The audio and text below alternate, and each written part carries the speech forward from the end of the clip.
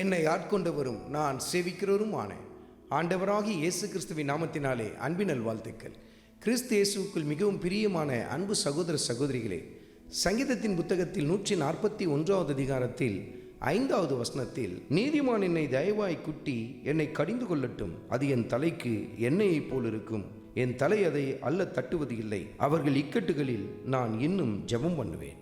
சங்கீதக்காரனாகிய தாவீது இந்த இடத்தில் சொல்லுகிற காரியத்தை பாருங்கள்.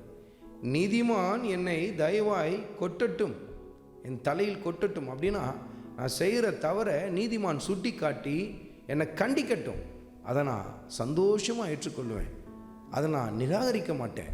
அது மாத்திரம் இல்லை, அவர்களுக்கு இக்கட்டு ஏற்படுகிற சமயத்தில் என்னை நீங்கள் இப்படி கொட்டுனீங்களே, என்னை நீங்கள் இப்படி குத்தி காட்டினீங்களே, என்னை இப்படி பேசுனீங்களே, உங்களுக்கு நல்லா வேணும் அப்படி நான் சொல்ல மாட்டேன்.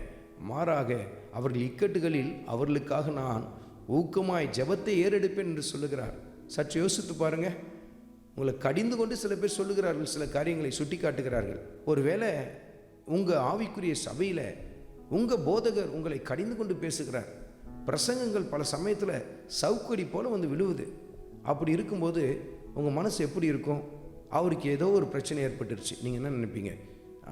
பற்றியா மாட்டிக்கிட்டார், பற்றியா இவருக்கு நல்ல வேணும், இப்படி பேசினார்ல, எங்களெல்லாம் பிரசங்கத்தில் இப்படியெல்லாம் போட்டு திட்டுனார்ல, இன்றைக்கி அவருக்கு நல்ல வேணும் அப்படி நீங்கள் நினைப்பீங்களா?